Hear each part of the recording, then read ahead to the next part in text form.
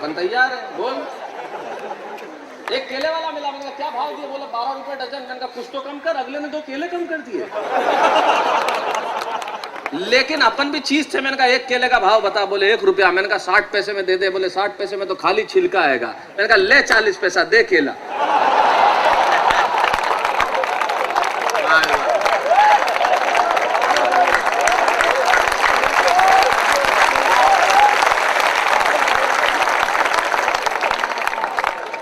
तो ये अपना तरीका, ये तरीके से काम करने वाले लोग हैं हम। इतना क्यों व्यस्त है? लेकिन आदरणीय पवार जी ने जो बात कही वो 2 पंक्तियों में मैं भी कहना चाहता हूं, लेकिन अपने अंदाज से।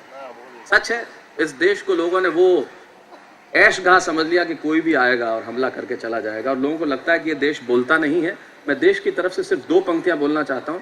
मैं लंबी कविताएं नहीं लिखता, सिर्फ 2-2 पंक्तियों में बात करता हूं। 2 लिखी नहीं जाती क्या करें? तो 2 पंक्तियों में कहना चाहता हूं देश की तरफ से मैं क्या कहता हूं कि पूरा जो भी, आखिर दुनिया भर को कुछ भी कहने की जरूरत नहीं, एक जवाब देना चाहता हूं कि सच है इरादे हमारे विध्वंसक नहीं है। सच है इरादे हमारे विध्वंसक नहीं है और अकारण युद्ध के हम भी प्रशंसक नहीं है। लेकिन एक पंक्ति में सारी दुनिया को अगर मेरा जवाब ठीक लगे कि सच है इरादे हमारे विध्वंसक नहीं है और अकारण युद्ध के हम भी प्रशंसक नहीं है, अहिंसा के पुजारी हाँ हैं हम, लेकिन सच है इरादे हमारे विध्वंसक नहीं है और अकारण युद्ध के हम भी प्रशंसक नहीं है, अहिंसा के पुजारी हैं हम, लेकिन सुन ले दुनिया अहिंसक हम हैं, नपुंसक नहीं है।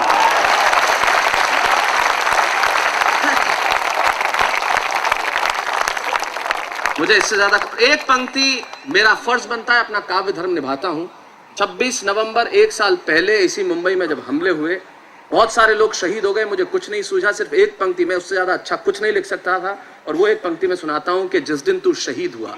आप कल्पना कीजिए उन घरों की जब चिराग बुझ गए होंगे, और मैंने अपना धर्म निभाते हुए सिर्फ एक पंक्ति लिखी और मुझे लगा उससे श्रेष्ठ मैंने कुछ नहीं लिखा। तब सुनाता हूं कि जिस दिन तू शहीद हुआ, न जाने किस तरह तेरी मां सोई होगी, मैं तो बस इतना जानूं वो गोली भी तेरे सीने में उतरने से पहले रोई होगी।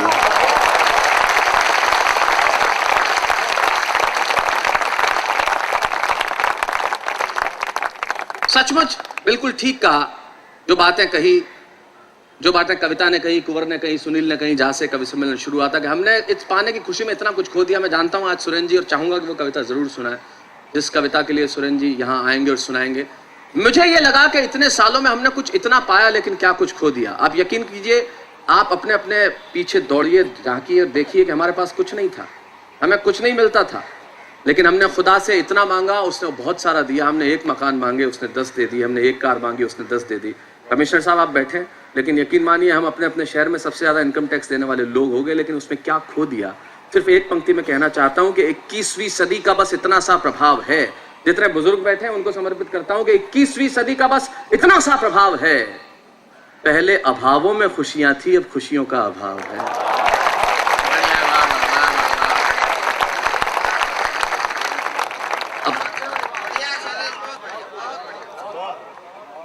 अब खुशियां आए कैसे? पैसे खर्च हो जाते हैं, लेकिन आदमी बचाना जानता है। कागजी साहब है नहीं, वो करने का भी तरीका होना चाहिए। आदमी कैसे करे, मैं आपको बता दूं, हम टाइमिंग के एक्सपर्ट लोग हैं। अगर आपको माइन्यूट ऑब्जर्वेशन समझ में आ जाए तो समझ लेना, दुनिया में मारवाड़ियों से ज्यादा हमारे टाइमिंग का कोई एक्सपर्ट नहीं। हम जानते हैं खर्च कब करना, कैसे करना, और हम टाइमिंग के एक्सपर्ट इसलिए कि हम सब के सब लोग चाय में पार्ले जी बिस्किट डुबो के खाने वाले लोग, और उसमें सबसे इंपॉर्टेंट है टाइमिंग।